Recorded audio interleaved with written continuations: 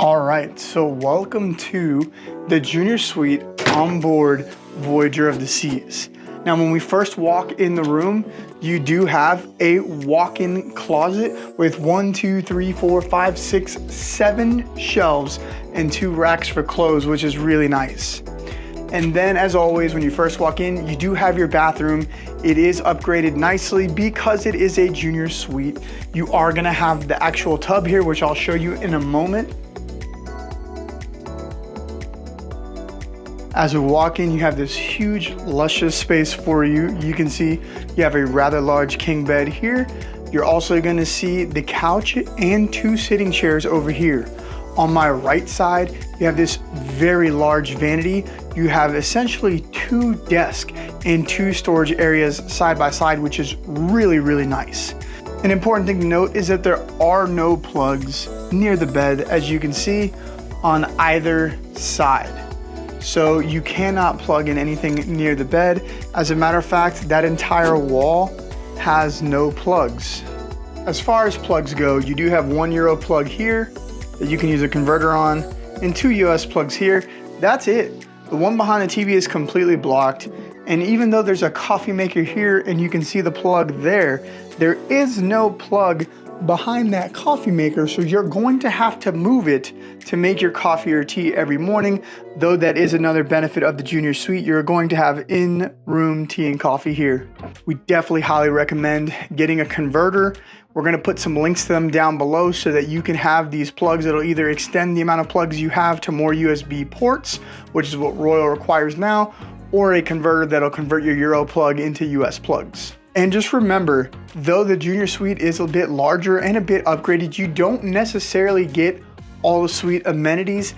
Basically, you're gonna get double points, you may get priority boarding, and this is what you're gonna get, a very nice room. You're not gonna be able to go to Coastal Kitchen. You're not gonna have some of the other priority things the suite guests get, like a concierge or a butler, any of those things, but you are getting a very nice room with some priority boarding.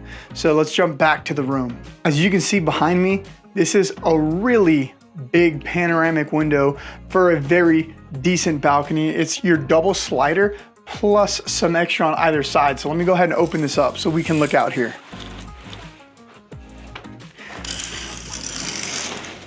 Being that Voyager is a bit older, you'll see the balcony is not the most picturesque balcony you've ever seen. And this one I would consider partially obstructed due to the obvious poles and piping right here.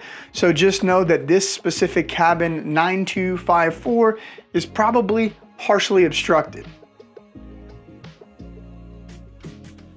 Like I said, I would consider this partially obstructed because of this column and the piping here. You do have 2 chairs and a table here, but you also have this whole other space on this side where there could have easily been another chair, maybe a table if you wanted it. This is the older style balcony with the half wall and the glass, so maybe not the most picturesque, especially when you're sitting here. As you can see, your head's probably gonna be right at that level looking through the glass, not the full length glass like they used to have. But either way, it's a beautiful balcony looking out onto beautiful Piraeus here in Greece. All right, guys, so this is Junior Suite 9254 on Voyager of the Seas.